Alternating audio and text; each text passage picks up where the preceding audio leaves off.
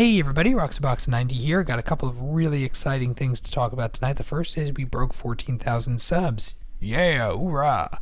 Secondly, we appear to have the first true spoilers for Oath of the Gatewatch, which is the next Battle for Zendikar set, and they're pretty amazing, likely real. Let's jump in and talk about them.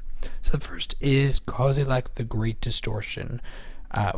Realize the card itself could very well be real. Reason being because the number where the card fits makes sense. The artwork is new artwork. It could be fan artwork, but it looks pretty good.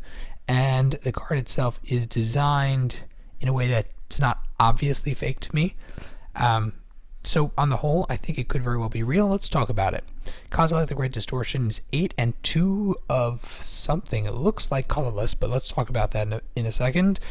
10 mana for a 12/12 Eldrazi. Whenever you cast Kozilek, if you have fewer than 7 cards, draw cards equal to the difference.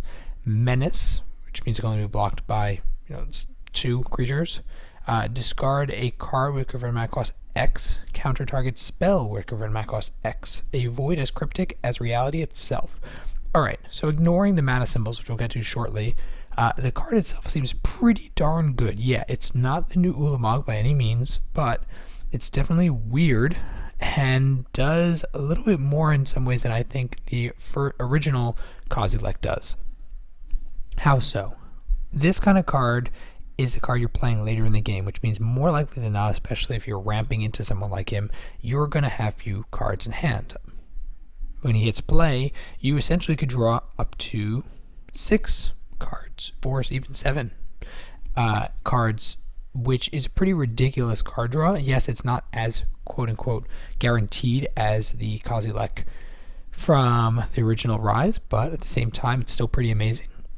Menace means he's much more difficult to block. The biggest problem that the original Kozilek had is he kind of had no way of trampling. He could be this huge monstrous creature, and he's just a 12/12 beater stick with no trample even. This card is going to be much more difficult to deal with because if you only are trying to chump block or have one blocker, you're out of luck. Discard a card with cost X, counter target spell. This is a little bit more gimmicky of a card, of an ability. I don't really think it's going to be quite as powerful as you initially expect, but at the same time, with the amount of card draw going on, more likely than not, you'll be able to have at least a potential to counter something. And this could be fantastic for formats like Commander, where hand sizes often well exceed the 7/8 that we usually deal with in constructed formats. So overall, I think, ignoring these for now, he seems really good in Commander, and he seems potentially good, though not as good, for constructed as Ulamog, and in, of course, limited, he's ridiculous. Despite the cost, if they actually have ramp, then he'll be ridiculous. The next thing to talk about, which relates to those weird mana symbols, is this. This is a card called Wastes, and it seems to me to represent something similar to what we had back in Cold Snap and Ice Age. That is the snow-covered island, which is a basic land, and it functions as a basic land. The difference is that it kind of has another type.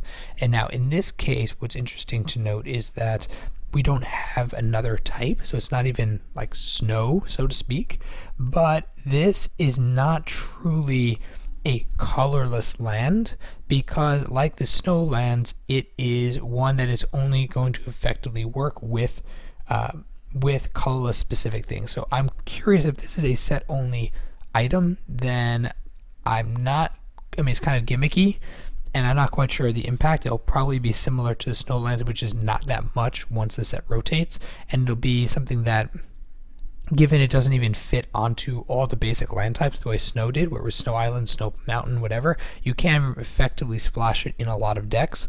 So I kind of see it being set specific. But if you notice from this artwork, this looks like the Eldrazi are in fact warping the landscape, and we see this in other artworks in the past where they kind of have this impact on the environment, especially cards that are related to Kozilek, who, as we know, is more temporal distortion and reality distortion, unlike his compadres, Mirrorpool and Ulamog. And so as such, the Wastes kind of effect is cool for Oath of the Gatewatch. If it's true, will unlikely make a big splash overall because it'll be more niche. Nothing to note, we got another land. This one fits into that. It kind of reinforces the Snowland style effect. It enters the battlefield tapped, tap to add a, I'll call it colorless for now because I don't know what else to call it. Wastes a colorless land mana to your mana pool, and then you tap 2 and wastes, tap it, sacrifice it, copy target instant or sorcery spell you control. 4 and a waste, tap, sacrifice it, put a token on the battlefield. That's a copy of target creature you control. Seems pretty good, especially if any kind of land recursion, which of course makes it amazing for Commander because it can be easily gotten back. As well, it gives you incredible flexibility. These are instant speed abilities, which is not something to be taken lightly. And the fact is that you can do instants or sorceries or creatures at effectively instant speed is the real reason I think that it is Mythic, even though that's why it hits the battlefield tapped. This is also be an enabler for decks that, since it's not legendary, you could have 4 of this card just as a way to get additional wastes in your deck. So those are the interesting things we were seeing tonight, some really weird stuff. It's not guaranteed to be accurate, but it seems very likely this is real. So let me know what you guys think of your thoughts of these. Are the actual cards and the actual weirdness going on in this set? Do you think it's nice? Do you think it's too niche? Do you think it's something that that you're excited to play with or try out? Let me know your thoughts down below in the comment section. And if you enjoyed the video, then please tap that like button. If you're new to the channel, check in and subscribe. As always, Roxabox90 signing out. I'll see you guys next time.